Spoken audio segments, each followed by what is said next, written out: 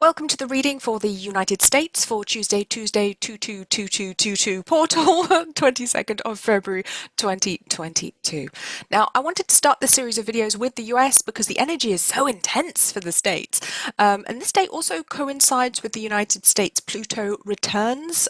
So you know this is going to be some big energy. So the cards I have for the United States are number 7, the Chariot, 21, the World, and the Queen of Fire. This is some very powerful energy, and the Chariot is representative of trying to hold things together. The challenge with the Chariot is to harmonize and control opposing forces, and that requires some real self-mastery and wisdom. It needs sheer strength is not necessarily going to be enough to do that on its own. Might isn't right. On a political level, this doesn't actually bode very well because it feels as though the world is watching while those who wish to rule with an iron fist are struggling to whip and beat their metaphorical horses into submission. I'll stress here that I do not have any political allegiance. This isn't directed at one particular party, but at all of the corrupt, selfish and self-serving public servants in office right now, and that's not all of them.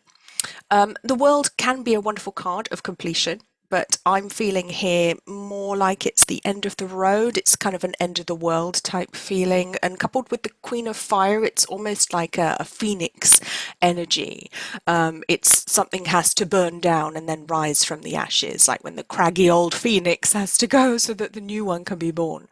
I do feel as though there is a renewal on the way, but the wall will need to come tumbling down first. Despite the ominous sounding message, this is actually quite a more positive message than I was expecting for the United States. I think the key here is to work together with each other, not against each other. Put aside your petty differences, stop trying to dominate people who don't agree with you, and I feel like the whole kind of two-party system you guys have over there just won't work moving forwards, and the wheels are about to come off, and that's no bad thing. The final card I have here is actually the Wheel, ironically, which in traditional tarot deck is the Wheel of Fortune, you may be familiar with. It really feels like the outcome of this time of upheaval just isn't decided yet for the US. It depends on you to make it what you want it to be, and I think that's the most important takeaway here. Do you want to live in a time of harmony and grace? The potential is absolutely there. It's just waiting for you to tap into it. But you must stop trying to dominate each other and other countries by force first. Put the weapons down, whether metaphorical, real or economic. Stop fighting battles now. And that goes on a personal level too. You can't expect to see peace in your country if you're still fighting everyone around you on a personal level. It feels to me almost like the US is a country with PTSD from being in combat. Like it doesn't know how to leave the battlefield. It just takes the war that's inside of it wherever it goes and into the future. But it's very much time for inner peace and outer peace now.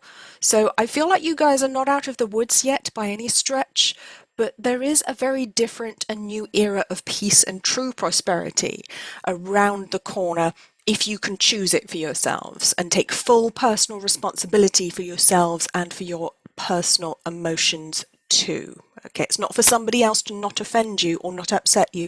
It's for you to take control of those emotions and be the master of self. This reading is actually a lot more positive than I was honestly expecting it to be with the Pluto return happening. And I want that to be reassuring to you. Peace and prosperity, true prosperity, are genuinely possible, but you've just got to remember the end does not justify the means.